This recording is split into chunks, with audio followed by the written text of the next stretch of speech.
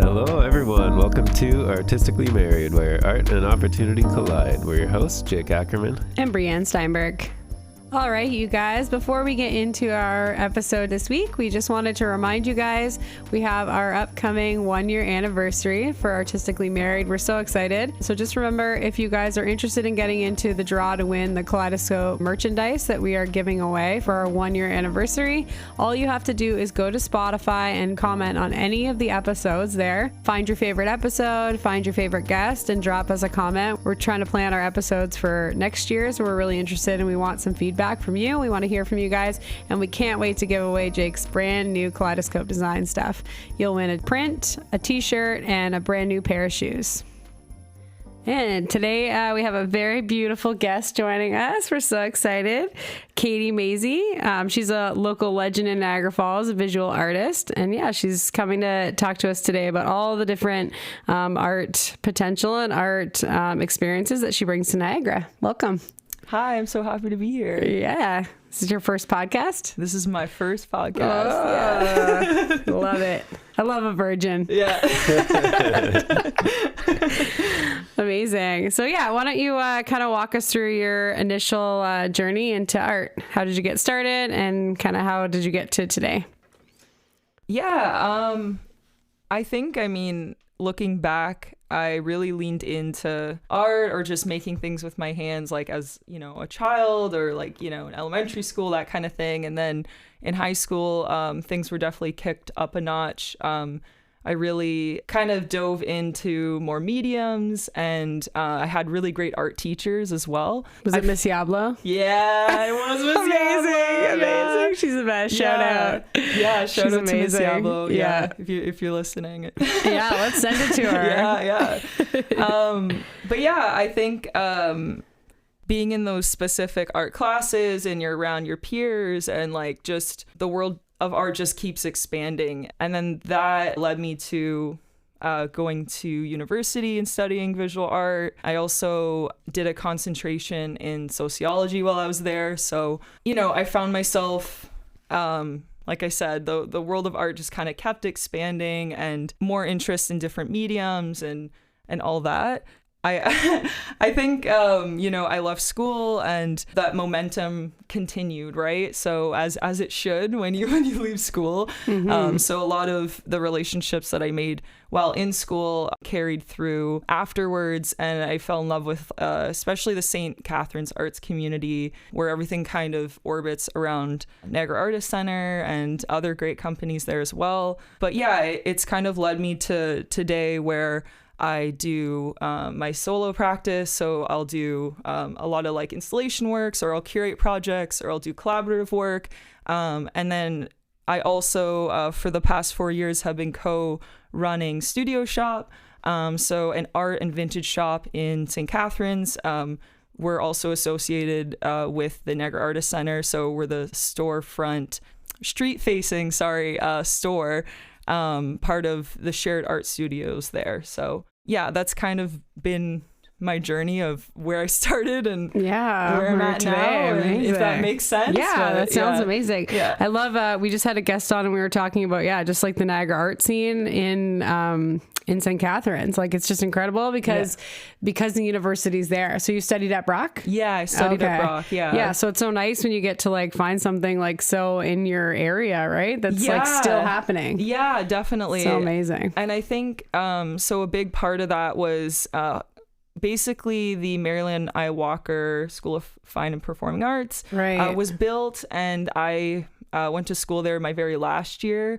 So even just having that school downtown as well, it opened up even more sort of possibilities and just sort of connections and more of an investment of the arts community there. So yeah, and people like being in it like you that are like investing in it, right? You're like using your resources and your time and your effort to grow it, which is amazing. Yeah, for sure. So the studio shop that you were talking about, where does the art come from that's like in that space? Is it made at the NAC? So some of the folks that rent the back space, the studios there, they have their art up front. And then there's also different artists from the local community will put out like kind of artist calls, or folks will even just kind of come in or send us a DM. Hey, would you be interested in selling these products or items? Typically, we don't do any original pieces. We want to keep things pretty accessible price-wise and whatnot for the community. So a lot more like prints and things that are within, you know, particular price range, right? And yeah, so that's kind of, it's very curated, but at the same time, it's very much, we're trying to consider like what folks would be interested in and what they can afford and what's accessible and all those different kind of things when we're, you know, adding things to Picking the space. stuff. Yeah, that's so fun though. Yeah. You get to like be like a curator. It's amazing. Yeah. I've done like visual merchandising a lot in my background and stuff, and kind of working in retail. So that I definitely have some skill set in that. And then also with installation and stuff. So like the store itself, those skills add to that. And yeah, there really goes a lot of thought into like how you set something up, right? Like we're always talking about that because we have like merch through the studio, and I'm like, where do you put the sweaters? Like, where do you put the pants? Like, for real. There's a lot of thought goes into like placement and stuff of a store, right? Yeah, for sure. That people don't think about. And keeping it fresh, always changing things up, like that's kind of the role I play there for sure. So I love to like places that are platforms for people. Like I find, you know, a lot of times with artists, like we've talked to so many artists on the show and off, and just the fact that, you know, once this is like something that's coming out of them, right? You know, as an artist, like you have to make it. You're so inspired. But then what do you do with it after, right? Is it just like collecting space, you know, in your house? Yeah. How do you monetize it? Like things like that. I think it's such a beautiful thing that you're like kind of being that liaison for them. Yeah. Oh, thank you. Yeah. I think a space like that, especially over the course of the last 4 years, we see how needed it is and how much networking happens. We also, I should add that we will organize events or workshops or other things that ways that people can interact with art, or just even maybe have a step into the art community in an unconventional way as well. Right. Or support one another, right? Sometimes you just need to hear that somebody else is going through the same thing. Yeah, for sure. It's hard. It's a hard go as an artist. Yeah. And I think there's, I think now more than ever, people are wanting to support local, and they're wanting to find things that are unique or just sort of made with certain intentions. You know what I mean? Yeah. So to have a space that curates in items like that is very meaningful to myself and Ray. And you see the people come through and how appreciative they are to be able to even find those types of things in our community. And bond over that kind of stuff. That is amazing. And usually anytime we had talked about selling art, it was people wanted original stuff, and it's more like gallery style or something like that. I really can't think of anywhere else that just sells loads of prints or all other people's stuff, right? Yeah. That's awesome. Do they do like merchandise and objects or? Yeah, like a little bit of that kind of thing for sure. A big thing actually is like upcycled wares. So cool. With clothing and whatnot. So artists that will actually like the jacket that I'm wearing right now, I was right? like blown away. You came in, I'm like, please tell me you didn't make that. I'm gonna faint. It's gorgeous. Shout out to Thrift Stupid. This is one of their fine pieces.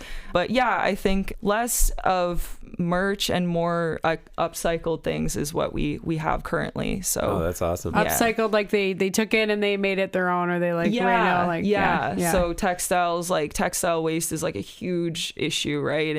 And so bad. Landfills full of clothing. Yeah. And I mean, that's also why we do vintage. Like Ray and I have been collecting vintage for a number of years. We've organized markets and pop-ups over the years as well. So it kind of led to this shop where, you know, we could kind of merge our art backgrounds plus our vintage backgrounds together. And so fun. Yeah, and again, like it's the curation part that ends up being so fun because you're just like looking through like, you know, vintage clothing stores. Yeah, for sure. Do you guys still have, is it Out of the Past, I think, that's in St. Catharines? Yeah. Out of the Past. I loved that store. I don't get out much. But. Yeah, no, they just had a big anniversary in the last, I think like a 30-year anniversary or something wild like that. Yeah. Yeah, love that shop. Yeah, it is so OG. good. And actually, so what we did this year with Studio Shop is kind of like a long time coming, but we always had this vision of making like a downtown map, a vintage map. So we put that into play. We worked with downtown St. Catharines, and we actually designed this map. Shout out to Cody Thompson, my partner. He designed the map. Okay. But yeah, basically this map takes you all the way down St. Paul Street, also down James and Ontario Street. So you can quite literally follow the map and hit up like 12 different vintage or secondhand shops. So yeah. So awesome. Yeah.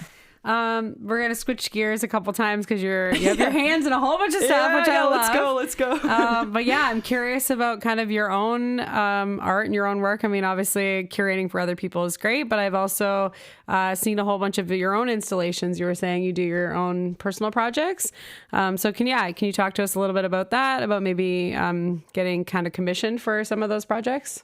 Yeah, definitely. So installation art. Kind of just like, I don't know, I was trying to think about this recently, like where did that all really begin? And it was in school. However, there was no like installation classes or anything like very niche like that. Right. But what the professors there at the time were saying was, this is a drawing class, but you can kind of do anything. This is a media class, but you can kind of do anything. So like they encouraged, thinking outside the box and like so, and for someone that has always like thrifted and has always found joy in reusing secondhand things, it just made a lot of sense to me to use existing objects for new projects and to create installations. So that started somewhere in school. I started dabbling with that, but the real like first thing I did, let's say as an installation artist, was in my like graduation year at Rodman Hall,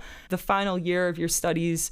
When Brock still had Rodman Hall, RIP. The final years of your studies, you did like your own group exhibit with like the graduating class basically. So there was art studios up in the top floor of Rodman Hall. You would work up there. Artists would come and talk to you about your work, and then you would have like a big group show at the end of the year, and the whole year you're kind of working towards that show. And I did a couple installations for that show, and I'll talk about one of them. I did one which was called On Board.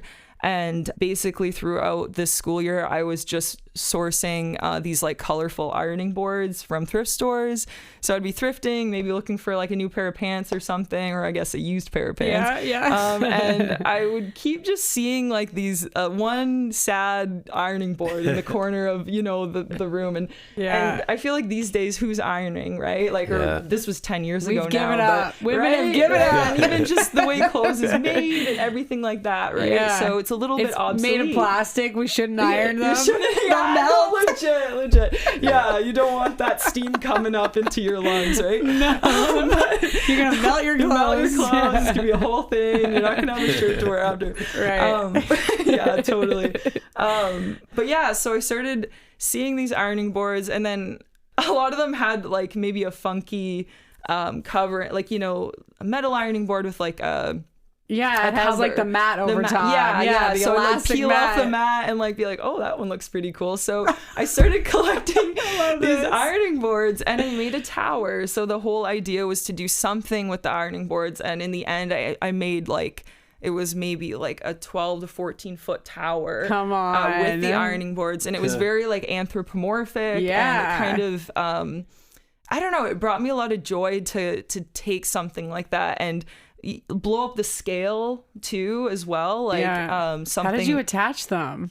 With zip ties. Amazing. And at Rodman Hall, it's like it was a Class A gallery space, right? So you could kind of do anything. Like they literally drilled into the cement.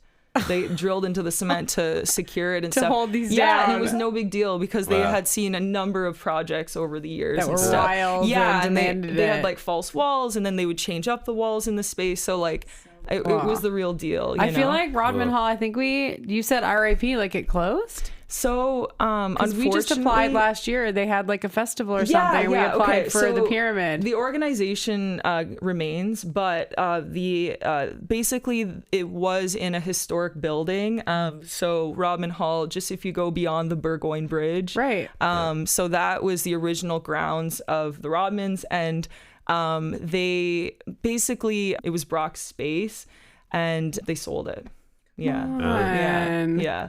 So and it was like it was the foundation that we were applying for last year, I think, for like they did like a festival, like a street festival. And those folks are great, and they're continuing to do amazing things and keeping their collection alive, etc. But it was gone. Sad for the community to lose that space, because that's the only like Class A gallery from here to like Hamilton, right? So folks from all over the world would display their work there. Plus it was like such a great space for local artists, and the curators there were amazing, and nothing short of amazing was that space. So that's too bad. But I get it now. Real estate. And now it's like a boutique hotel, and kind of, I don't know, I could keep talking, but we can change gears for sure. Sad. I wondered if I meant to ask you this off air, but were you involved in Camp Cataract? No, I wasn't involved in that. But I'm like, it has to be. Like, you have the same name. Yeah, I know. Me and Katie met years ago. Oh my gosh, when I first saw that space, I was like, yes. This is so great. Like something that is so curated in, all the right ways, and all the vintage stuff. Like everything they did was so good. So good. And I mean, it's still going, right? But that initial sort of wow factor, right? Just walking into that space. I know it's still amazing, and I said that to Adam. I'm like, it's still the decor made it what it was, and you guys left all that behind. I don't know how they did. I don't know how. And I mean, okay, so I've thought about this, and I mean, I'm not super close with them or anything, but I was thinking about this, and I was like, I kind of get it in a way where you create something and maybe you kind of move on, like, you know what I mean? It's like totally. Those folks are so creative and like do so many different things, and I can relate to that in a way where it's like something reaches its final like its finishing pinnacle point. And then it's like okay, like what's next? For sure. But I think they did an awesome job, and it's really it's really a neat space. It's such a beautiful space. The whole like concept, I love it. I was telling you this, but 2 years ago, we just saw you at Night of Art, which we're going to talk about. But 2 years ago, we went in and you had all those like unbelievable chandeliers hanging, and I totally didn't even think about it. I was like, that's Adam and Katie. Oh, okay. And walked away. Yeah, Katie. Yeah. And I totally was thinking, that it was them that had done that. But do you want to talk to us about those gorgeous chandeliers? I saw another one. Was it a reuse this year? Like you had already built it? Can you ask that again? Yeah, so the ones I saw, they were 2 years ago. Yes. There was a bunch of them. It was down the whole hall of the Night of Art. In the green room, in the sea of green. Yeah. Okay. Oh, yeah. Did you do another one for that? Yeah. Okay. So I'll kind of connect the dots there. So the first one I did was in 2022, I think, at in the soil in St. Catharines. So that was the very first one I did. And then I did more for Night of Art, 2023. Yeah. And then I made a few more for the Plate Glass Gallery. So the Niagara Artist Center, that's their front window space. So that's like technically a gallery as well. So that was a really great spot for them. And then I had made that green one for the Plate Glass Gallery, but I included it in a sea of green, because the kind of nature of that project was just literally grabbing anything green I could find, plus checking a few other things off my list, like asking other people to borrow things off of them, thrifting a few more things.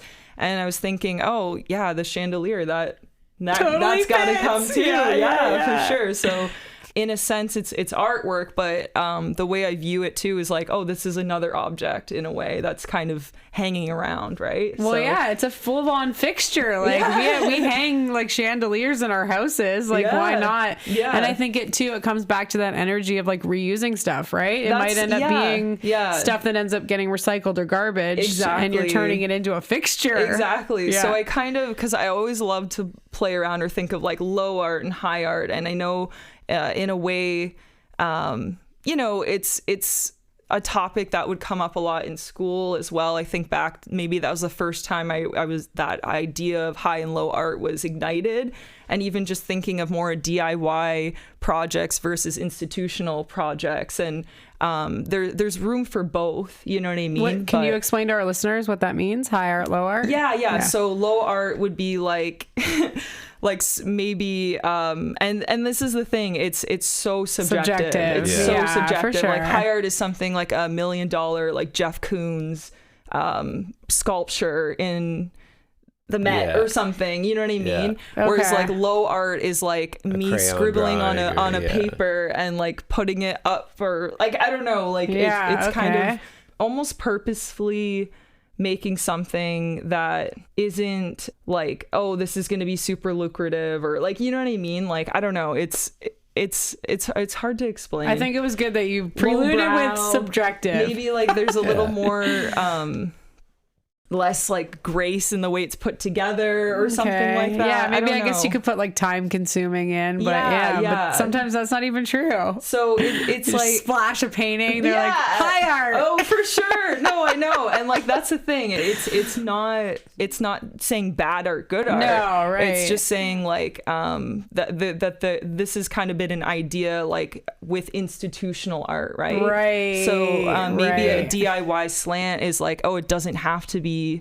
A, B, or C to be even constituted as art, right? So like it's not a gallery that constitutes art. It's like, you know, what we make and what we pour into the things that we make. You know, I don't know. There's so much to talk about. We could have a whole discussion about this. I love it. But I guess this, going back to the chandelier, it's like, like, you know, like I don't find this work super precious. I don't find like my own work like, oh, like no one touch it, or like, you know what I mean? It's kind of very like playful. Like the kids were like enamored by it. And if I felt like I was really serious and I'm like, I don't want anyone to touch it and it's really important, like, you know, then maybe that's what would be higher. Like, you know? Well, I like it too because it's almost like a play on it, because the chandelier is kind of like a high art thing that would be in somebody's home. Oh yeah. And then when it's made out of just like colorful plastic things, it's like that's awesome. That's exactly it, right? Like making something really kitschy out of something that's normally very serious or expensive or ritzy. Or like exactly. It's making it more playful. Playful and just kind of, I don't know, that work too. There are a lot of layers in the symbolism and like, you know, going back to what you're saying there, like symbols of wealth and luxury and money and, you know, all that kind of stuff, right, is what we think of when we think of these kind of grand chandeliers, or where chandeliers all really began, like, and even just having the people to hang them, right, used to be such like a thing. Like people would get these like giant ladders and Zoom booms and stuff to get them up. I mean, they still probably do. No, it's definitely like a sign of prestige. Oh, like, absolutely. People do it to be like, look at my chandelier. For sure. So, you know, using what's widely considered waste, or what will become waste, to create those is kind of the whole point behind that work. And I loved it. Yeah, it's great. So much. Thank you. And like I said a couple years ago, I even feel like I even said to Adam, like, oh my God, I love your chandeliers. And he was just like, okay, thanks. Yeah, you're welcome. I think he took credit for it. Oh my gosh. Oh my gosh. This is amazing. So what kind of made you want to do curating community spaces like that? Like in terms of like studio shop or I guess either one of them. Yeah, your own personal stuff or studio shop. Okay, yeah. While I was at Brock, I actually like ran the Brock Art Collective. So it was a club that kind of died and then was reignited. Myself and, you know, a group of other people got it back up and running. And wow, that's amazing. and poured some new energy into it. And It was just students? yeah, of students. So yeah, that was maybe the first time that I was like, I really took some responsibility in terms of like doing things that weren't just self-serving. Like, you know what I mean? Like, okay, I care about my own work, but like I want to make something new happen within this community, right? Yeah. Or I don't know, like that maybe it was the motivation there, right? And just giving everyone more of an opportunity, and just realizing, oh, like the opportunity is what we do, is what we make, you know, and we can't rely on like no one's gonna just knock on your door and be like, hey students, like, you know, here's a perfect little show that you can do to get your feet wet, or like, you know what I mean? Right. Like, Yeah. You have to create your own initiatives, right? Yeah. I feel like I'm having a hard time articulating this for some reason, but what I'm trying to say is like, it wasn't just me, and it was just kind of, that's what really sparked it. Cool. We did. How many people were working on it? There was like 4 or 5 people that kind of got things going. You were just like creating opportunities, like we're gonna get together, we're gonna make this show, we're gonna make an art gallery, so like shows at Mate, shows at the NAC, and stuff, and we weren't really super affiliated with the NAC at that point, so that was the big like starting point for even that to happen.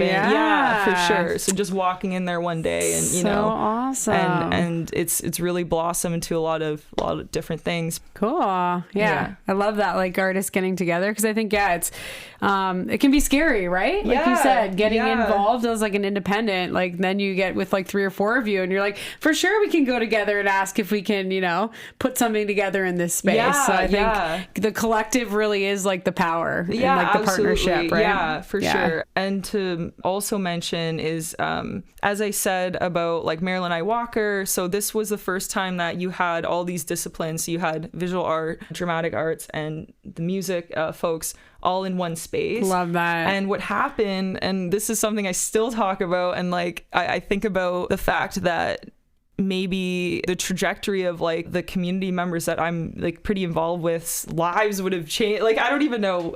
I'm going off on, it's like on butterfly effect, but right? It's like butterfly effect. It never would have been the same unless, for sure. So basically what happened was the music folks had a annual semi-formal, and they opened it up to the visual art and drama kids. So like we all went to this event, and we ended up just like making friends with all these people in the different art disciplines. It's great. And like next thing you know, there's a Broadway. And like exactly. And in ways that like you could probably imagine, like, I don't know, we were doing this like kind of crappy like photo booth, so we brought all these props, so that kind of got people, you know, like I don't know, the icebreaker in a way. And then you start wearing all the props on the dance floor, and then all the art kids too are kind of going like, sounds you know, like our wedding. I was just gonna say it's our wedding. Okay, cute. This is what our wedding turned into. You're describing it. The art and music and the drama kids had a wedding. Amazing. And there's just relationships that have lasted past that. So what my point is here is that the collaboration went past the discipline of visual arts. It went into, especially with the music folks, so people started to gather and support each other's work and collaborate, and just like so much blossom from that. And I just think, what if we didn't have that wedding? Semi-formal. It's hilarious. Like, it was so cheesy, but we just made it was something that really you know, I think made a lot happen in the end. So brought a lot of people together, and it is those curated community spaces that end up just so magical with artists in them. The things that come out of there are always the best.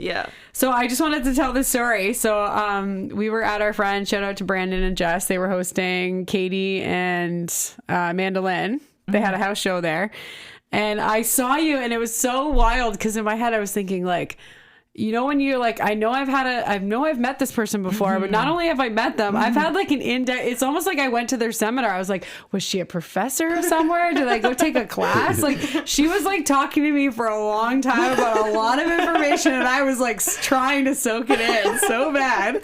But yeah, it turned out that you were working at Mullins. Yes.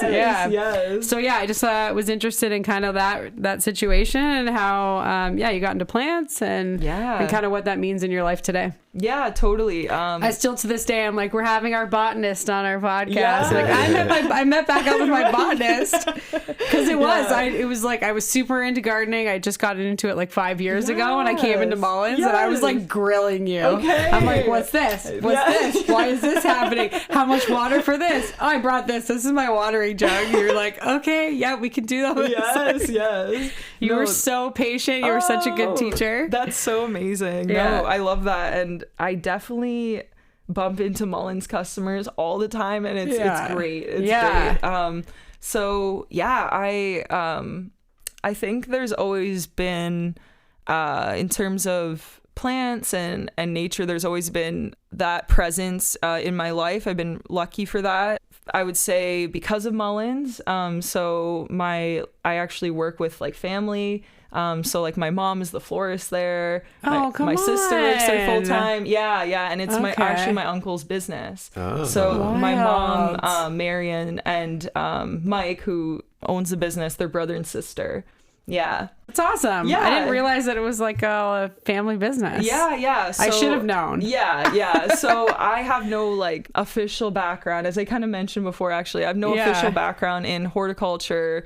But just from working there over the years and just my own interest in nature and your mom and plants and stuff. Yeah. So I picked up with some things along the way. There's still so much I don't know. I know. And that I'm always learning, but that's the beauty of it, right? Yeah. But it's there that I've done a lot of like merchandising and that kind of thing as well, because they have like a full shop. So between plant care and then also like creating plant arrangements and then curating other things into the space as well. So like doing some buying and merchandising and that. I've had my hands in a lot of different aspects of that business for sure.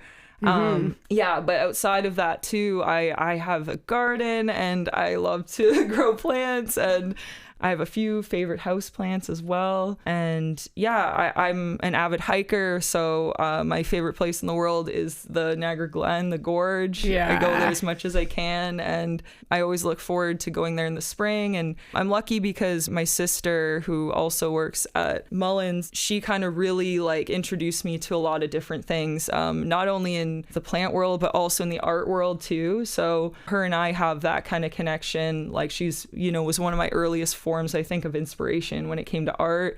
And she's like super knowledgeable about plants, and if I ever have a question, I'm asking her. So she's like, another level up. If you think I'm at this level, she's at a whole another level. So amazing. We'll go on, like, I remember her taking me on like a spring hike and going to see all like the native plants blooming and that kind of thing. And now that's something I look forward to annually, that I do every single year. And so she's older than you? Yeah. So she's 8 years older. So she's she's my oldest sister. We actually shared, I have 2 other sisters too. So I have 3 older sisters. Yeah. Holy. Imagine that, right? Almost Jacob. Jacob has 5. He's the oldest of 5 boys. Oh, okay. So he has 4 little brothers. Yeah. That's wild. 4 girls. Yeah. So her and I shared a room growing up because my other sisters were only like less than a year apart, so they were so close. Yeah. Yeah. So her and I shared a room, so I got a lot of definitely influence from her. And, Holy, 8 years older. Yeah. But there's 2 kids in between, so that makes sense. Yeah. Wow, what a busy household. Yeah. Well, it was amazing. I came home with very knowledgeable. So you said you had some favorite house plants? What do I like right now? Sorry. Is your house full of plants? No, actually I don't have a ton of house plants. I I'm They more take focused away on from the art. Yeah, like honestly, because I neglect them. Exactly. Like I'll just neglect them. But I pick things purposefully that I know aren't too fussy. Yeah. And that's the thing. I'm real with the customers too, because I'm like, if you don't got the time, this fern isn't for you. You know? So Actually, I was trying to remember the name of it because I think it was Katie that sold us those like was it a water Oh no. iris? What was it called? maybe Water hyacinth, water maybe. Hyacinth, They bloom yeah. these beautiful purple water things. hyacinth. Yeah. Those things are illegal here. Did you know this? Illegal. Right? What? I know. We came home and it Well- like took over our pond. Like it was Oh, like invasive kind of Yeah. thing. Invasive. Yeah. Okay, that makes sense. Yeah, because you drop one in and then it. Whoosh. Yeah. Yeah. Oh, yeah. No, they're So illegal. sick. You're not allowed to put them into like Into the waterways. river, 'cause it'll Okay. just You take put it in a over river, river. creek, Yeah. it's gonna take over and block it, like barricade it. Absolutely, yeah. Yeah. The people typically, put them in their ponds Yeah. and that kind of thing. But yeah, I know. I've got mixed feelings Yeah. about a lot of plants because of their invasiveness, right? Yeah. Totally. But, yeah. In terms of favorite plants Yeah. right now, Yeah. I'm thinking more outdoor. I think that's why like my, I had a blank, but I love nasturtiums. You do know nasturtiums. You've probably seen them before, but they're fully edible. So you can eat the flower, you can eat the leaf, you can eat like there's like a little corm, which is like a kind of like a seed type Germ, thing. yeah? Wow. And they're easy to. You can dry the seed basically and use it year to year and that kind of thing. So they're really regenerative as well and great pollinators. So Cool. yeah, that's Fun. I'm gonna say that's like my favorite plant or like flower right now. Nice. Yeah. I was just reading, somebody was like talking about it was an artist and they were talking about like the relationship with plants, and it was this like in the background was like a slowed down video, and right away I was just like, oh, it's so wild that I know so many artists that are so into like the tempo of plants, right? Yeah. Because I think that there's this whole thing going on around us where like, the plants are growing at such a speed that it's only an artist that like can relate to something like that, or they yeah. typically do, because they're like, oh yeah, this makes so much more sense to me. Like, Yeah. slow down, take your time. Art is something I think that when people are rushing at the typical speed of like our society now, where we end up getting lost. So we don't know how to slow down. We don't know how to meditate. We don't know how to go at the speed of plants. Yeah, 100%. So a lot of times I'll meet artists and I feel like, yeah, they always have this like really special relationship with plants. Absolutely, Yeah. yeah. And I think the work that I do, although it looks very different from the natural world, that's the point, right? It's kind of like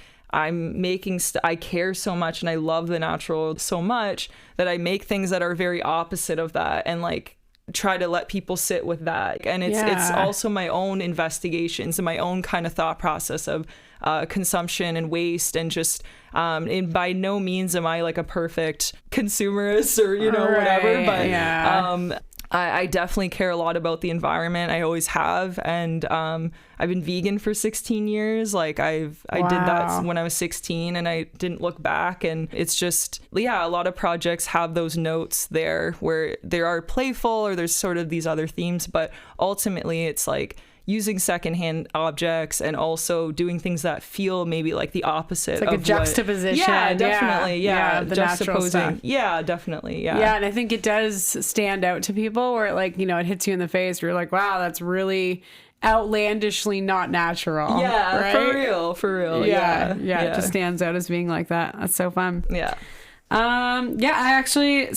talking about this before, but I'm curious about the actual like building of your chandeliers, like the actual execution of like there's a lot of science that's going in there, the hanging and the weight and like That actually was my guess, was lots of zip ties. Yeah. No, so super glue, some glue guns. Yeah, some glue. I know I got the glue gun out. Like I don't even know. I don't know when the last time I used the glue gun, but yeah, I've had that idea for that particular project for years now, and I started collecting things for it for probably years as well. Not at a fast rate, because I think there's like that's opposite as well as to like the whole point. Like you're trying to accumulate garbage or junk or like stuff that's collected, right? I shouldn't say junk. That's terrible. No, and I mean like, and that's the thing. Pieces. Yeah, and kind of the point there too is to think about the process and how the process is part of the work. And it's very much so, I think, for what I do. Things take time to collect and time to kind of mull over and whatnot. But going back to the actual construction, it's like, okay, when I kind of had enough objects, I was like, okay, I can start playing around with like balancing these different things. And I had to definitely work in patterns and work and find things in multiples. So I would be out like thrifting or like asking people, hey, are you getting rid of anything, like some plastic cups or like whatever, right? Right. I did have to hit up a couple liquidation spots too, which I was like, I feel a little guilty about this, but just to kind of make it like happen, right? Yeah. And I'm like, well, this isn't in that same stream, right? That's true, that's true. But just to be transparent about that, Like, I need some green Halloween chains or chain links. Yeah, and I wanted, and that's the thing too, even with the chain links, I'm like, I wanted to try to find everything, but I'm like, for the chain links, I had to buy those new because I'm like, I need something to hold everything together. And I'm like, I could be a purist in that way where I'm like, oh, it needs to like check all these boxes or have, but I'm like, no, you can have something that is the connecting point. You can buy that new, that's okay. Like, you know, but it's you funny know, that artists put those, those restrictions that no one else, like, you know, you can break the rules, you can, but that's, I guess, that sort of like sanctity of the process. Yeah, it's your like control as an artist. I did all the for years. I wasn't using. Didn't want to use the same artist twice, same musician twice. Yeah. So I was picking 20 to 25 songs a year, and I wasn't using the same artist ever twice. Which sounds, it sounds crazy, but then on the other hand, you're like, but there's so many artists out there. Yeah. But you only have so many, like you only have so much time to like go through music and fall in love with bands. Usually people are like, endless. I have one favorite band, I have 20 favorite bands, whatever. Yeah. So yeah, it was and again, he used to say to me all the time, he's like, no one is keeping track. No one cares. There's no police out there saying, oh yeah, like you used that artist, I think in like 2010, I remember you used this one song, but it was just my own restriction for myself to challenge myself as an artist. Oh, absolutely. Yeah. So I get makes that. A lot of sense. But yeah, no, in my garage, I had, I would start building maybe the top and then things would balance. And then maybe I'd come in the next day and it'd all be on the ground. And like that literally happened one time because the connection point at the top wasn't as... So I started, it was very much something I knew I had to problem solve along the way. Still going back to my earlier points of like being like, well, this isn't precious. Like this isn't, I could disassemble this, which I have some of them. I've disassembled them and either start new or things get repurposed or they get donated back or like whatever, that cycle continues kind of thing. Right. Yeah. So yeah, I really enjoy that math aspect. There's no actual like equations, but just like the counting, all of the chain links have to be the exact same number, line, like so just think of me like standing on a chair, like going 1, 2, 3, counting, oh, something's off, and having to like adjust one of the chain links, or oh, this is a little too heavy, it's not gonna hold, or like so there's a lot of problem solving there. But I think once I got like 1 or 2 done, it gave me some clues. You knew what the map looked like. The blueprint. For sure. Yeah, that's kind of cool too. I never really thought about that. You could use the thrift store as like a rental place. Yeah, I'll just bring this back to you when I'm done. No, I know, and that's the thing. I don't do that a lot, but I'm kind of working on that right now because I'm as I said earlier, I'm cleaning out my studio. So you gotta make yourself more space. Well, I think that's what Adam said too. He's just I have constantly. So much stuff. I told him I'd help him one day. He looked scared. He's like, don't come near my stuff. That brings me to my next question is just like that attachment to your art. So like for me, it's not a question because my art's performing art. So like it's fleeting, right? You do it and then it's gone and it's a memory, whatever. It's that, it's that wedding. And that's beautiful. I think that's it's a memory so of like an experience that you had, or you saw someone do something and it made you feel a certain way. So I don't have that as like part of my artistic experience. So how as like a visual artist do you have with like creating something and then being able to either sell it or let it go or dismantle it? Like how is that emotionally for you? So sometimes you feel like maybe, I'm not quite done with this yet. Like, do I still have the ironing boards? Yes, I do. my God. Because I've shown them a few times since, right? And like that's a thing too. And like there's I've always thought, oh, this project could be times 10. Like I could make this even larger, right? Or depending on what like what the festival theme is, right? Like there's something really big about the change in female role that could, could come out, right? Yeah, definitely. Yeah. But it's a statement. Yeah. And I think, and that's something I'm still navigating after. Like, I still feel like I'm an emerging like installation artist, even after this time, because like these projects take longer to either collect or to find places to display. You're not just making an installation then being like, okay, next week I'm gonna just put this over here. Like, like you're usually coming up with these ideas simultaneous to maybe like there's a like a festival, or there's night of art, or there's like an opportunity to apply to have that work be made specifically for that space, something that's more site specific. Or I think it's kind of like a matter of like when you're done with it, or like when you're if you're not overusing it. But I feel like that with everything in your house, right? You'll have a set of glasses, you're like, do I need these glasses? I just got new glasses, should I get rid of these glasses? But I might want them for a party. For real I think that makes a lot of sense. And sometimes things just like run their course. Sorry, the point that I'm trying to make here is I'm not overly concerned usually about selling my work as much as maybe someone would be if they were like a painter. It's more so, getting a commission, or kind of having applying for like a specific grant or a grant, or just anything like that for a project, completing that project, and then maybe moving on, right?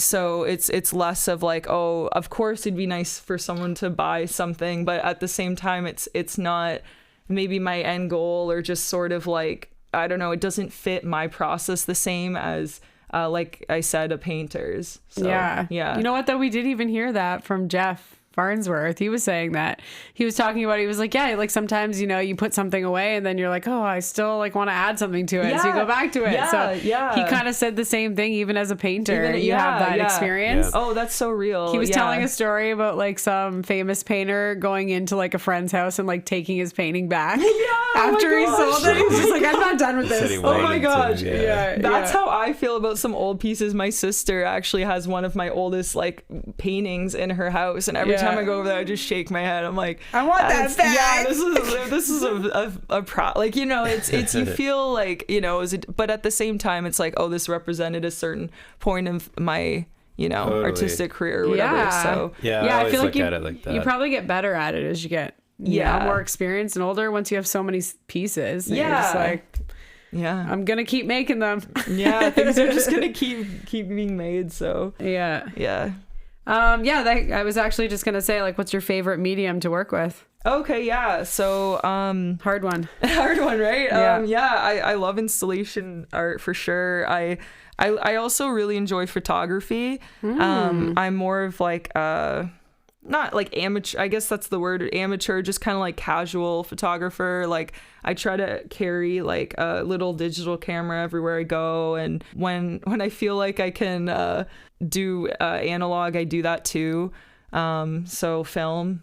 I like photography too. I don't know if I'm good at it. I always just take people pictures. What do you like taking pictures of? Plants, nature. Plants. No, just anything. Like definitely, if I just like anyone, if you go away, I always like the idea of having maybe some digital and film photos from those different places, and then but anything, even just like an event or an outing or the community and stuff. I like taking pictures of all types of things. And cool. Well, I experienced this because I think as soon as we walked into that green room, I'll post pictures of it on our podcast. You can check out Instagram. But I was wondering what the most memorable, because it's just something that's so in your face and novel and interesting. Like I can't even imagine the reactions. But do you have like a favorite memorable reaction of someone reacting to your installation? Absolutely, So there's definitely a few, and one of the things that had happened, it was like later on in the night, I think like it might have been even past 10 at this point, and someone had come in and they're like, oh my gosh, I gotta go get my friend. So they go and get their friend, and then their friend walks into the room. They go, oh my God, green's my favorite color. And like, it just was like, you know, this explosion. And like, I was hearing that a little bit throughout the night too. I kind of was a fly on the wall. I didn't know if I was going to like stay in the space or like walk around for a night of art, but I ended up staying in the space for most of the night to encourage the I Spy game that I did. And then also I had over 100 people write on those little pieces of paper of what they thought about what the word green meant. So I got some like actual data there, right? Yeah. And like reactions. Was there a lot of frogs? Paper. Yeah, there was quite a bit of frogs. Kermit the Frog. Nice. I'm going to probably do a little bit of a recap of that too. Like a post? Yeah. Post-op? Yeah, the show just came down yesterday. So I'm like, okay, I'll probably do one final post about all that data that I got. I like saying the data. It's very loose, right? But yeah. And then also I think just I found joy in seeing people of all ages interacting with the space and just kind of like people connecting with it in many different ways. Some people found it really nostalgic. Some people just thought it was really engaging, I guess. Yeah, like, it's exciting to look at it. Yeah. It was perfect to do the I Spy. That was awesome. Yeah. That was kind of like, oh, I think I'll do this. Like, you know, and that really made the work. Yeah, because it made it that like community space where people were interacting with it. Yeah. And I was approached to do something for this month, like for September, so it would line up for Night of Art. So I really wanted to do something that could engage people of all ages and that would be, you know, just as rewarding for me as the people seeing it. And it was amazing. Yeah, I loved I'm it. so happy. The kids went crazy. They were talking about it for days after. Totally. I couldn't believe that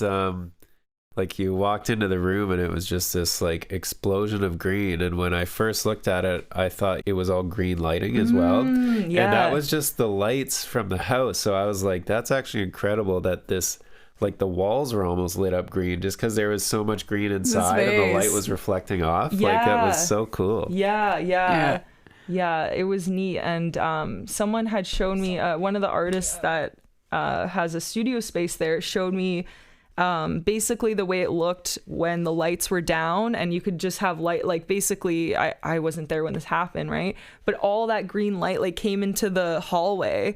So there was this, you could see glowing green coming out of the hallway. And then I was picking it up, like even when the lights were on, I was like, oh, I can kind of see it right now and stuff too. Just blasting into the hallway. I loved it. Green means go. Yeah, this kind of like fluorescent like ooze or something. Yeah. So cool. How many hours did it take to do it? Yeah, I mean, collecting. Oh God, it's like hard to. It's no, hard to there's really no like, way you can put that time in. Yeah, it's 9 kind of months. confusing. Yeah, like confusing. Yeah. I meant to like actually set it up. To actually set it up, I was there a couple days. So wow. I not the full day, but I had a few arrangements that I had planned, and I did one of the arrangements, and it was not good. It was not like right for the space, and I was considering like I wanted people to kind of walk around the whole thing too. So day 2, and I was kind of also contemplative about the turf.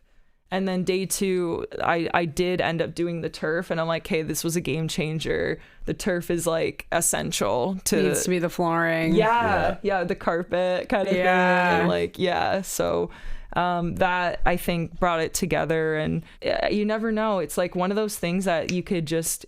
It's like when you know, like you can kind of like work 2 hours on something and be like, okay, this is it. Or, you know, it takes days and it's like agonizing. You're like, oh, I just can't get it right. But and you also don't have like the perspective, right? You're so up close and then you have to go back and look at it. Like bump into hallway, the, for sure. For sure. I think about that a lot too as artists, and especially with painting and like other things like that. It's like, you're always moving, doing that 3-4 steps back. Like if you don't have that, it's like it's really hard to really see what you're looking at. Doing. And like looping between, it's a unique space with those 2 doorways, right? To it. So I would just do loops all the way around and get my steps. Yeah, and I gotta say, like I had a little fun with it too. So I kind of challenged myself. I put my phone up and I just was like moving in the space too, like with the objects. And like I posted a little bit about that, like some kind of time lapses of I saw those. They looked awesome. Yeah, because what happened initially, I was kind of trying to do a time lapse of me putting it together, and I felt that pressure of like being watched, I guess, right? Yeah. So I was just like, screw it, I'm just gonna like play around in the space right now. And then afterwards I was like, oh, this is a lot of fun. Like this is the video turned out great. It's so fun, and people want to see that kind of stuff, right? Like it gets them, again, it's that extra layer of like community involvement. Where they saw it and then they get to see it being put together. For sure. And like that's the thing too, like I'm always trying to push myself to be like a little more vulnerable and stuff. Like I feel like I'm around such supportive people, but there's still times that I'm like too nervous to do something, or like it's like first time on the podcast, or but it's, you got to just kind of dive in, right? Because then you end up making yourself so proud. So excited. Cool. So I was just gonna say, I mean, we were kind of just discussing it, but challenges that come up with creating art, I was thinking about like the actual mechanics and physicality of it, but I mean really you could go the other way and say there's an emotional challenge with creating art, right? Of like we were just saying, beating yourself up and not being content with something, or being a perfectionist. So what do you find the most challenging with creating art?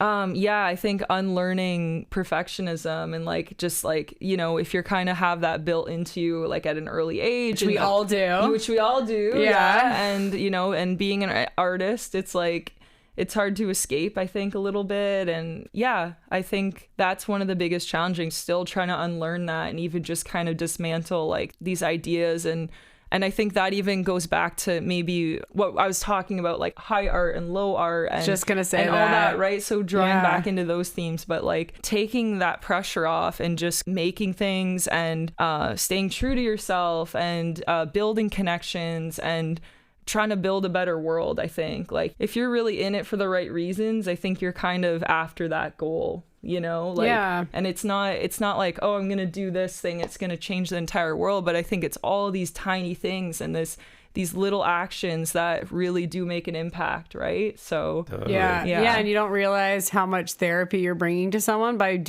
putting out your creations, right? Like for somebody sure. seeing that, you don't realize it, and a lot of times you never will, because people are quiet about their their transformations, for someone to come up to you and say like, oh my God, even I was just having a bad day and I saw my favorite color. I think it really like makes things for people, right? You're like, when you put your crafts out and you put your creativity out, you really are doing better things for the world. For sure. And I mean, there's so many challenges, like, it's not all hunky dory, and like, I don't know if I've ever even said hunky dory. How was it? How did it go?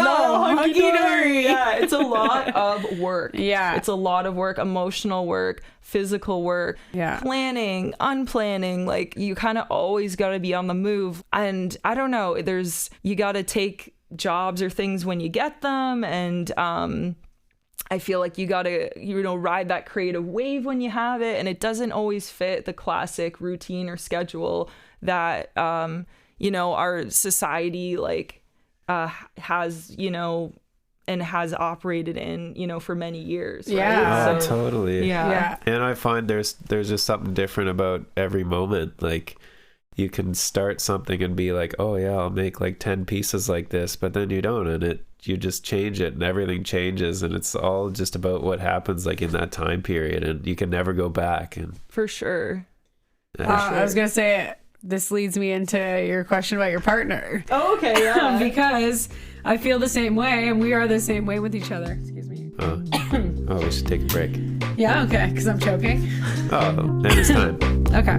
We'll take a break and then we'll talk about it. All right.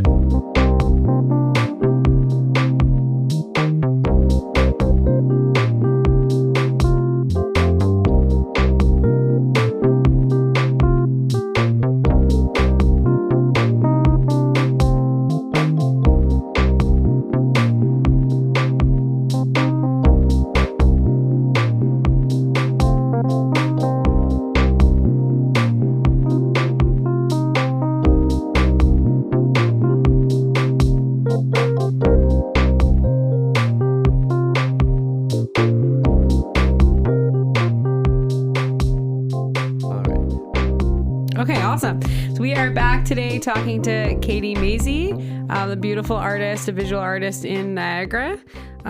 Before the break, we were just kind of talking about timing within your interpersonals and people being really respectful of the amount of time that art takes. And again, just kind of like riding it when, riding the creative wave when it's happening and not stopping. So yeah, again, that doesn't really fit in typically with the usual schedule. People have expectations of their family members and their friends. They want you to show up to work on time and they want you to show up to their birthday party. How do you kind of work that in? And I think it's really interesting that your partner is also an artist. So kind of how does that work in your relationship? Yeah. So everyone in my family is well aware that I'm an artist and that I also, is Katie coming? We don't know. Yeah. Time management has always been one of my weaknesses. I'm always trying to improve that. Yeah. But yeah, I'm lucky. I'm around people that are really understanding of that. And with working at Mullins growing up and stuff too, there's been good flexibility. Like when I'm there, I really give a lot, but I would say, given a lot of flexibility of like making my own schedule and stuff. Even to this day, I work very part-time there, more for holidays and that kind of thing. But the flexibility has granted me a lot of power of time, of like using time in ways that maybe I wouldn't have been able to if I had like a 9-to-5 job, I'd have a little more structure and a little more security and stuff, but that has allowed me to do a lot of things. And my partner Cody with time management too, it's been a little bit of tension within our relationship over the years, but he's been nothing but understanding and helpful and supportive, and also a creative person, graphic designer, musician as well. So it goes both ways in a sense too when it comes to devoting a lot of time to our passions, right? So it's never a question of, I need to spend more time with you. Like it's kind of always like, oh yeah, like you're going on tour, or I'm locked into something, like working on a project, and there's nothing we can do really other than support each other with that, right? And it's not perfect, and of course there's times that like it's like, I wish our schedule lined up more, maybe we could do a few more trips or like do a little bit more, that kind of thing. But does it really matter when we have so much kind of going on here? And we're so lucky for that, where I'm like, oh my gosh, September's so busy. I went to a dance party, and I went to In the Soil, and I went to I don't know, this event, or like see this artist play, or and you're just like, oh wait, like isn't this what it's all about? Is this what we're supposed to do? So you diving into the art. It feels busy, but like I feel like we're doing things that we ultimately want to be doing, and like there's definitely things that we're both interested in that align, but then we also have like some very like separate interests too. So that's you're artistically married. Oh yeah, for sure. Amazing. Do you have people or other I was just wondering if you've like collaborated before, like working together with other artists and like different projects? Yeah, for sure. So Permanent Vacation was a collaborative group. I love this already. It doesn't matter what it is. I love this. And it got a little slowed down because like literally we were kind of getting going right before the pandemic, and then pandemic happened. And this is a group of artists that emerged out of Brock as well, actually. So we had done a few shows and a few different types of projects together. The whole idea and the whole concept of Permanent Vacation is kind of like, even just going back to what I was just saying of like, wow, there's so much going on here, actually, like we're so lucky. And then even just making more opportunities for each other and the community and like that kind of thing. So making it a place that people want to stick around, and like whether it be an artist or whether it be like, you don't have to be an artist either, just like we need people to support or like come see enthusiasts, art supporters, art, like, so right. By creating more like strength and more of a healthy ecosystem and that kind of thing, it's like that's what keeps everyone here. So anyway, it's our mission was just to make some neat work and like things that definitely pertain to even tourism and stuff as well. Like there was kind of a heavy slant on that. It kind of fell off a little bit after the pandemic, like I said. And one of our members moved out east too. Shout out to B. But I think that happened. And then also I've always collaborated with Jen Judson. So shout out Paper Bananas. Jen and I became best friends at the last year of art school. And as I mentioned before about like organizing shows and stuff, she's always been like a big part of that. And we started an art collective called Pepsi Girls. So we did Pepsi Girls for about 5 years. I feel like I heard about this. Yeah. So the mask is off. I'm one of the Pepsi Girls. Oh my God. And the whole thing was like a satire on also like consumer culture and like that kind of thing. Like the whole shtick was like, oh, they're sponsored by Pepsi. And like we'd just like bring all this Pepsi product to the event. And like, even though like Pepsi like sucks, like Pepsi sucks, that company sucks. And like, we'll fully, wholeheartedly say that as being the Pepsi Girls. So even our logo is just girls as like the Pepsi logo, and Cody made that for us.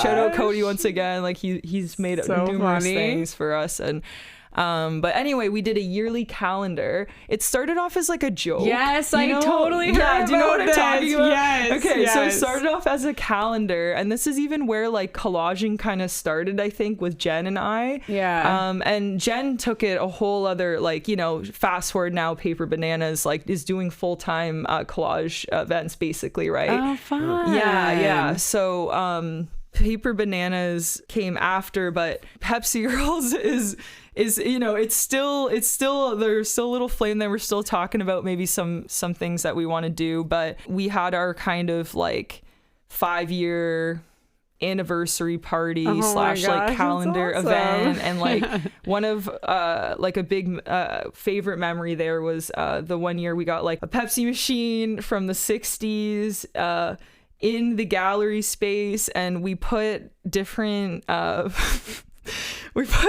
specialty flavors of Pepsi in that Pepsi machine, and we put like a winning prize Pepsi in that machine, and we had people interact with the Pepsi machine, so they would like do their 50 cents, and the thing half worked. They would shoot out two cans and stuff, and like where did you get it? We got it we must have got it off Marketplace. Wow. So that was on Marketplace, and then ended up like we definitely offloaded that. It was actually it was at the so when I had a studio space at behind Studio Shop, it was in there for a while, and then we got rid of it. Like we sold it for a few $100 or whatever. Yeah, but, that's hilarious. This thing weighed like 1,000,000 pounds. Oh yeah, they were huge. Then I still have like a cursed memory of, I believe it was like Steve and Cody, or like I don't even know, a few people were taking it down the stairs in the studio, and like it almost killed them, like legit. Like I'm like, this thing down the stairs. Yeah, like this thing is gonna kill someone, and like for what, my but gosh. anyway, in the name of art, legit. But I die for art. Pepsi Girls. Oh my god! Pepsi Girls shout forever. out to Pepsi. Yeah, shout out to That's Pepsi amazing. Girls, I totally heard about this. The calendar. So there's that. That's and, amazing.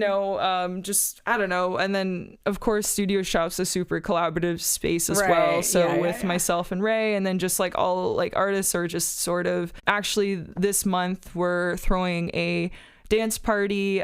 So Bad Carlotta will be DJing that. She lives out in Regina. She's originally from this area. Cool. A longtime friend of mine. Amazing. Awesome DJ. And so she'll... What's the date? October 17th. So a Friday. Yeah. So that's one of our kind of next events. And just to kind of get people together and, Yeah, so fun. Yeah. If you could have design a dream installation anywhere in the world, what would it be, and what would it be, and where would it be, and what would it look like? Okay. This is a lot of specifics here. I know. What's your favorite country? What's your favorite thing? Where do you... Yeah. Okay. This could go a few different ways. Like, a part of me a part of me, as I said before, like, exploring scale is always like a really big thing, right? So it's like, I think a natural trajectory for installation art is like maybe public art, like working with architects and making something grand, you know? Yeah. But a part of me is like, I don't know. A part of me is just like, I don't know. I feel like it's more rewarding for me to do something that involves more people. So I was thinking of, this is an idea that kind of came up when I was working on the chandeliers. Will I do it? I don't know. You know, when you think, I think of a new idea every day, every hour, like, you know, I'm exaggerating a little bit there. No, pretty much. It's like, so, you know, you never know what's going to really stick. But, and what offers you're going to get. Oh, for sure. Yeah. So I've been beach combing lately. So I've been just trying to find small pieces of plastic at the beach. So rather than finding like nice sea glass, I'm finding the kind of like, you know, crappy the little piece of a shovel or like something that's washed up and this and that. And it's been a really almost like meditative thing too. So and you're picking up garbage. Yeah. And I was inspired by a man that was picking up garbage. The one day I went to the beach and I was just having a day and I was like, I'm just going to go to the beach for an hour and just kind of like chill out. And I saw this like older gentleman just walking along the beach and picking up garbage. And I was just like, wow, it's as simple as that. Like, you know, like just like to do something that makes you feel good. Yeah, you that know, matters, and right? That's like helping the environment. Yeah. So anyway, I kind of, that stuck and so I've been going here and there. What I'm trying to get at here is like either a really long-term project that kind of revolves around this practice, maybe getting more community members involved. So doing a big beach cleanup or like intervening in natural landscapes, like finding, you know, plastic or garbage and maybe making something with it.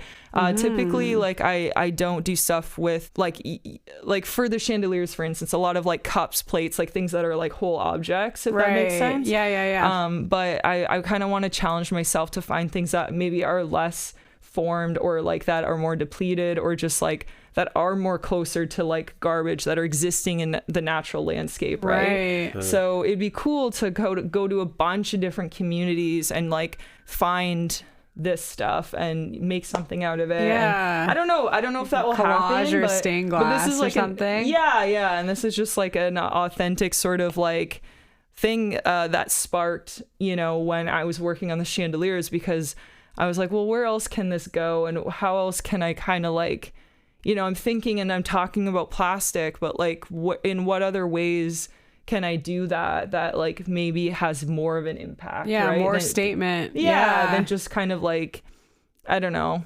Because literally the chandeliers, I'm like, these are beautiful. Yeah, and I'm like, oh no. Imagine a kid's playroom. I was even thinking in the dance studio. I'm like, the kids would go crazy for these. Like, we have these like disc lights. You got the height in there too. And I'm like, we should fill this space with those chandeliers. Yeah, let's do it. I agree with you. Yeah, it would have to be something that like, you know, if it's almost like people do need to see the like ugly, jagged, scary to like really notice and be like, oh God, you know, this is ugly, deformed. This is like what we're putting all over the environment. Yeah. Versus your chandelier, which they're like, I would commission this right now for $1 million. Yeah, no, for sure. It's not the look you're going for. Yeah, it's I don't know. I think there's just different ways to say things, and there's different ways for people to kind of like.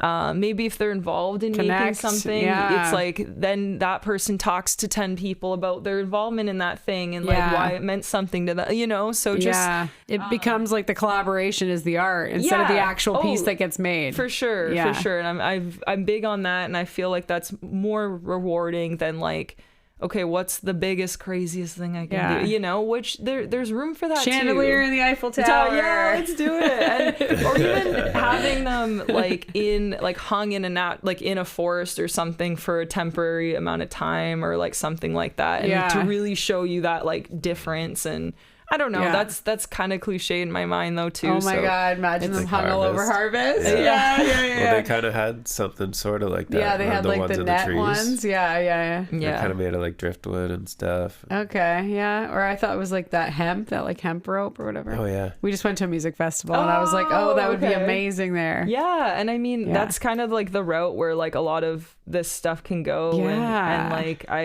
I don't push myself enough, I think. And maybe maybe I'm being hard on myself, and it's like, well, maybe that's the next step, right? Is kind of like getting my work into more communities and that kind of thing. So that's the first step, you know? I was thinking that, like, I was like, oh yeah, installation art, like, there isn't a lot of opportunity to do stuff like that. But then I was like, wait, yes, there's it's so decorating. much. It's decorum. Anywhere you're trying, like somebody wants something novel in a space. Event, any place. They a lot of festivals. It's a big thing for festivals. For sure. Like you need to decorate the grounds, right? You want people to like come back to your grounds because there's something rare, something special. Yeah. Something they can take a selfie with. Yeah. But yeah, that's where we're going, right? Yeah. And awesome. I mean, the last point that I'll make too is like, you know, I obviously, as the artist, you're like, you have all these thoughts and you have all this intention, you have all this concept, aspiration, but at the end of the day, you got to let go of it and just let people decide for themselves, what does that work mean to them, right? Yeah. And you don't have control over that. And it's like, you know, I can write my artist statement, but that doesn't mean that something doesn't exist in another way or another form for someone else. And like, even just saying like, oh, the chandelier, like it's beautiful and stuff. And it's like, that's okay. Like, you know, even if it's like I'm talking about, I guess, myself too. It's kind of like art can exist and just be beautiful. You know what I mean? Like it doesn't have to be, everything that you want it to be, like, you know, or like have every sort of it doesn't have to be the statement you wanted it to be. Everything, and I mean, that's kind of my goal, but at the same time, it's like I have to let go of that sometimes. Let people interpret it. Exactly. Do what they want with it. Yeah, exactly. And stuff. And especially if it's a source of joy, right? Like it's like it could be a win-win. Totally. You know? Yeah. You didn't get it, but good for you. No, you love it. No, I mean, like it could be beautiful and like have for sure stuff, right? Like, statement and beautiful. Yeah, for sure. And I guess I'm just trying to say, like,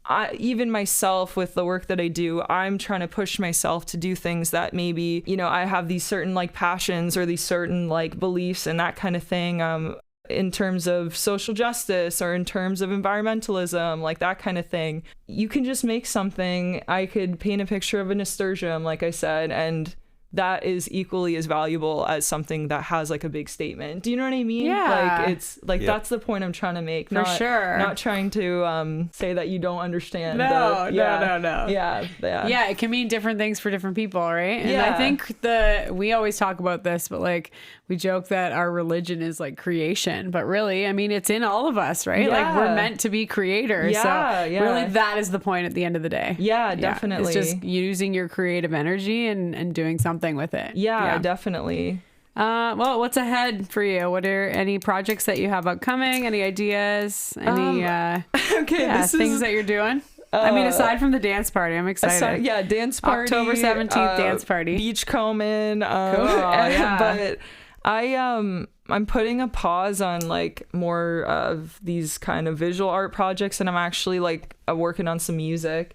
So come on. So not to just take it to a whole other offshoot here, but I'll have more to say about that in the future. Wow, but I'm excited. Yeah, so I've kind of dabbled with music for a long time. It's been a very like personal and cathartic kind of outlet, especially when visual art has all these like roller coaster emotions, ups and downs, and like, you know, it's been great, but it's kind of like music has a whole different, you know, you have a whole different relationship to, I think, visual art and Totally. 100%. Music, right? So, just that like physical pressure of like something, you know, tangible in front of you is a lot. Yeah, for sure. That's how I feel about the performing art. I'm like, okay, I did this thing and now it's gone. Yes, whatever, sure. done. Yeah. That being said too, I did my first, I learned a choreographed dance for In the Soil for the double denim dance party, or the all denim dance party. Oh my god. And it was the so folks fun. that was Suitcase and Point.